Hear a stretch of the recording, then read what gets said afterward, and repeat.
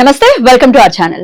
Gautami Chaudhary influencer గా మనందరికీ సుపరిచితురాలే. అయితే ఇన్ఫ్లుయెన్షియర్ గా ఎంతైతే ఆవిడ పాపులారిటీని సొంతం చేసుకున్నారో, పర్సనల్ లైఫ్ లో తను ఫేస్ చేస్తున్నటువంటి ఈ టర్బులెన్స్ చాలా చాలా ఇబ్బందిని ఆవిడకి తీసుకొస్తుంది. అంతే పాపులారిటీ దాని ద్వారా కూడా వచ్చింది అనటంలో అతిశయోక్తి లేదు. సో గౌతమి చౌదరి గారు ఈ రోజు మనతో పాటు స్టూడియోలో ఉన్నారు. వారితో పాటు నారీ సేన ఫౌండర్ లత గారు కూడా ఉన్నారు. ఒకసారి మాట్లాడదాం. అక్క నమస్తే. అక్క గౌతమి గారు నమస్తే అండి. సో ఇప్పుడు నేను ఏదైతే మెన్షన్ చేశానో దాన్ని మీరు విభేదించరు ఆబ్వియస్ గా కదా. మీ పర్సనల్ లైఫ్ లో జరిగినటువంటి ఇష్యూస్ ద్వారా చాలా పాపులర్ అయిపోయారు. ఇన్ఫ్లుయెన్షియర్ గా ఎంత పాపులర్ అయ్యారు దానికంటే ఎక్కువ పాపులర్ అయిపోయారు. అయితే మీకు వచ్చేటటువంటి రెస్పాన్స్ కూడా ఒకసారి మనం ప్రేక్షకుల నుంచి ఒకవేళ మనం చూసుకుంటే, మీలాంటి ఒక అమ్మాయికి ఇది జరిగి ఉండకూడదు అని చాలా మంది రెస్పాండ్ అవుతూ ఉన్నారు. మీకింత అంటే మా ఇంట్లో అమ్మాయికే జరిగిందా, మా ఇంట్లో అమ్మాయి ఇంత బాధపడుతుందా అని మిమ్మల్ని అంతలా ఓన్ చేసుకున్నారు.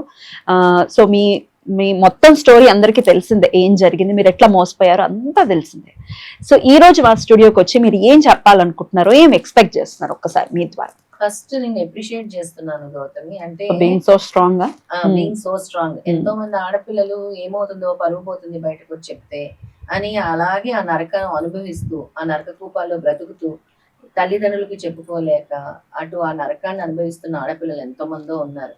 ఆడపిల్లలందరికీ చెప్తున్నాను, ధైర్యంగా ముందడుగు వేయండి, బయటకు రండి, మీ జీవితాన్ని ఈ నరక కూపం నుంచి బయటకు వేసి చెప్తే మీకు న్యాయం జరుగుతుంది.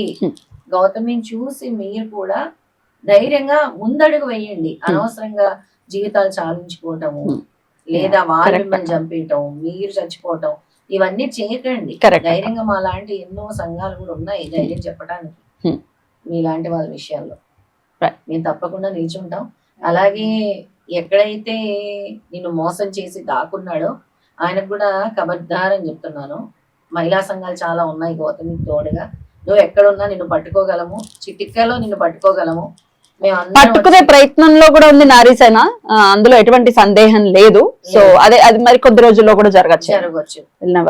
ఎప్పుడైనా నారీసేన అయితే కావచ్చు, మీడియా అయితే కావచ్చు, అందరూ కూడా నీ మీద నిఘా పెట్టున్నారు. నువ్వు వచ్చి ఆ మ్యాటర్ సెటిల్ చేసుకుంటే మంచిది అని నేను మీడియా ముందే ప్రస్తావిస్తున్నాను. ఎందుకంటే ఎవరు లేరని అనుకోవద్దు.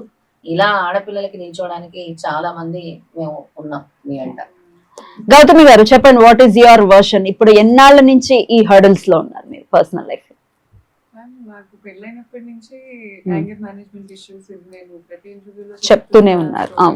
కాకపోతే హర్డల్స్ అంటే మరి విడివిడిగా ఉంటున్నప్పటి నుంచి ఇంకా తీవ్రతరమైంది. నా ప్రొఫెషనల్ లైఫ్ ని దొంగతనం చేయడానికి చూస్తున్నాడు. సో కంప్లీట్ గా నేను బిల్డ్ చేసుకున్నంత లాక్కోవాలి అనే ప్రయత్నం అతని ఫాదర్ బాగా స్ట్రాంగ్ గా, అంటే ఒక కొంత డబ్బు అయినా ఖర్చు పెట్టి, లేదా ఇతను ఒక అమ్మాయి కాబట్టి ఈమె ఒక అమ్మాయి కాబట్టి అబ్బాయిలతో భయపెట్టి ఏదో ఒక విధంగా నన్ను కించపరుస్తానే ఉన్నారు. రోజు ఎలాగ మీతో కాంటాక్ట్ లో లేరు కదా, ఎలా మిమ్మల్ని ఇబ్బంది పెడుతున్నారు? అతని వర్కర్స్ కాంటాక్ట్ లోకి వస్తున్నారు. ఏమంటున్నారు వాళ్ళు? అతని వర్కర్స్ ని కూడా పోలీసులు అరెస్ట్ చేశారు.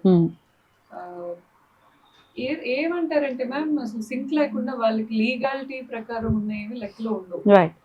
ఇప్పుడు మా బిజినెస్ లో ఫస్ట్ బ్రాంచ్ నుంచి లీగాలిటీ నా మీద ఉంటుంది. ఫస్ట్ బ్రాంచ్ కూడా నా పేరు మీద ఉంటుంది. మా పెళ్లి కాక ముందు పెట్టుకున్నారు.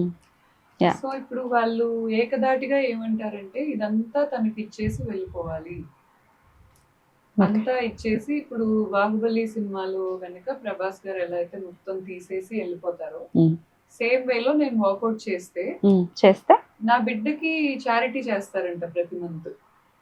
It's not like responsibility. నెల నెల ఎంతో కొంత మేము ఇస్తాం.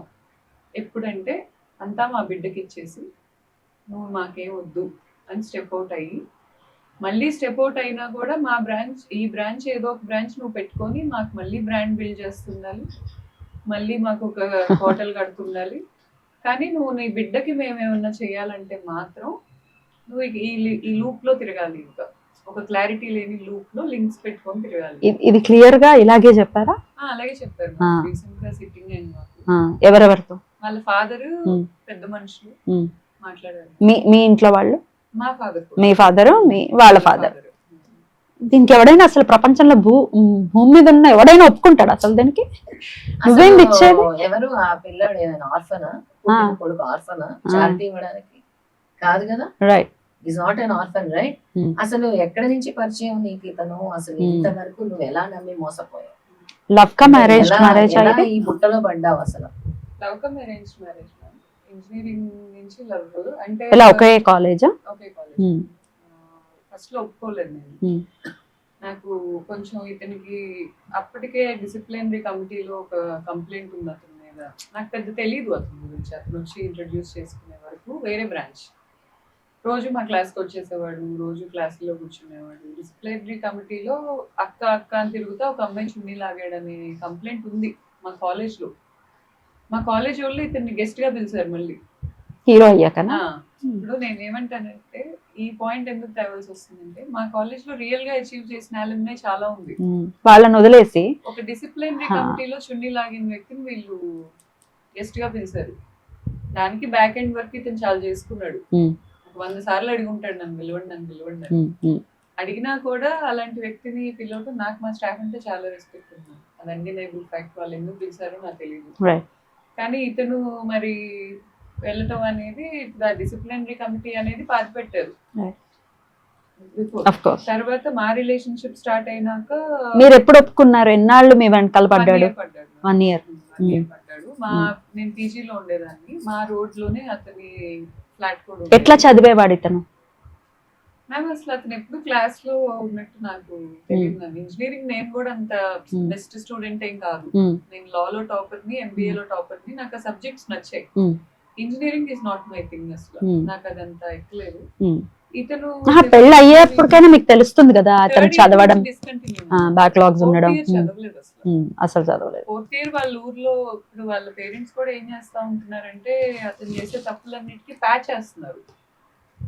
టైర్ హోల్ పడగానే ప్యాచ్ చేస్తున్నారు, అంతేగాని ఇలా పడకుండా ఎలా వెళ్ళాలి అని చెప్పట్లా. ఇప్పుడు ఒకసారి దెబ్బ తగిలినప్పుడు కాపాడాలి పేరెంట్స్, నేను కాదని. కానీ దానివల్ల ఎంతమంది ఇబ్బంది పడ్డారు ఇవన్నీ వాళ్ళు ఆలోచించారు. ఆ డిసిప్లినరీ కమిటీ అప్పుడు కూడా వాళ్ళ ఫాదరే వచ్చి గొడవ పడి కాపాడారు. ఈ బ్యాక్లాగ్స్ అన్ని అయ్యాయి, ఇలా ఉన్నాడని తెలిసింది కదా, మరి ఎలా నీకు నమ్మకం? మీరు ఎలా ఒప్పుకున్నారు ఆయనని? అదొక్కటి చెప్పండి. నిన్ను కూడా ఏదైనా ట్రాప్ చేశారా? Don't take us wrong. ఎందుకు అడుగుతున్నాను అంటే, నేను దీనికి ఒక వివరణ కూడా ఇస్తాను. చిన్న వయసులో ఉన్నప్పుడు ఏది చెప్పినా అవతల జెండర్ అది నిజం అనుకుంటాం.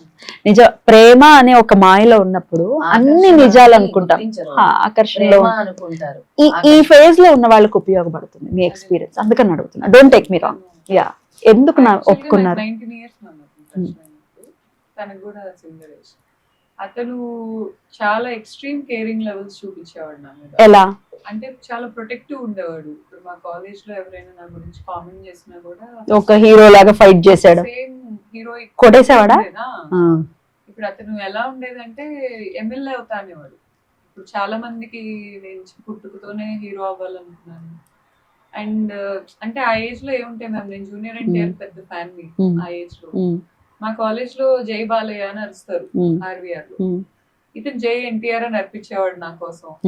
ఇలాంటి చిన్న చిన్న వాటికే నేను ఈ ట్రిక్స్ కి ఆ వయసులో అలాగే జరుగుతుంది.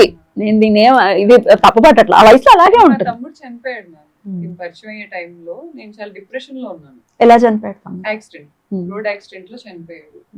సో చాలా డిప్రెషన్ లో ఉన్నప్పుడు నేను ఒక్కదాన్నే ఆడిటోరియం లోకి వెళ్ళి కూర్చొని ఏడవటం, ఎవరు లేని ప్లేస్ లో ఉంటా ఉండేదాన్ని, ఒంటరిగా ఉండాలనిపించి ఇతను ఒక్కడే నా కోసం వెతుక్కుంటా వచ్చేవాడు ఎక్కడుంది అని. మళ్ళీ నేను ఇంటికి వెళ్తుంటే, బస్సులో వెళ్తుంటే మా ఊరు దాకా బస్సులో వచ్చేవాడు. నేను వెళ్ళాక మళ్ళీ బస్ ఎక్కి రిటర్న్ వెళ్ళేవాడు.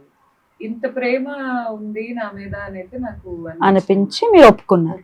ఇంట్లో పేరెంట్స్ కి ఒప్పించారా? ఇంట్లో డాడీకి చెప్పాను. ఫస్ట్ మా మమ్మీ ఒప్పుకోలేదు. మమ్మీ అసలు ఫస్ట్ మహేష్ ని చూసినప్పుడే అసలు వీటితో ఫ్రెండ్షిప్ కూడా చేయదు. ఎందుకని? ఏం గెస్ చేశారు? తెలియదు మ్యామ్. ధర్నా చేశారు అక్కో అని ఒక మాట అన్నారు. అదే నిజమైంది కూడా. What she said is right. చక్కగా పనిచేసింది ఆవిడ ఇంట్యూషన్. రైట్. మీ డాడీకి చెప్పారా మీరు? డాడీకి చెప్పారు. డాడీ క్యాస్ట్ ఏంటని అడగలేదు. డాడీకి మహేష్ అసలు తెలీదు. వాళ్ళ ఫినాన్షియల్ స్టేటస్ ఏమి అడగల. 2 things అడిగారు. ఒకటి ఏంటంటే, అమ్మ నేను ఏడ్చుకుంటా చెప్పా, భయం వేసి రిజెక్ట్ చేస్తారేమో అని. డాడీ నాకు ఇలా ఇష్టం, మీకు కాదనకూడదు. అంటే నేను కాదన్నమ్మా, నేను ఎందుకు కాదంటాను. నాకు 2 విషయాలు క్లారిటీ ఇవ్వాలి. నెంబర్ 1 ఏంటంటే ప్రయోజకుడేనా. ఏ తల్లిదండ్రి అయినా అదే ప్రయోజకుడే అడుగుతా. అవ్వాలని చూస్తారు కదా.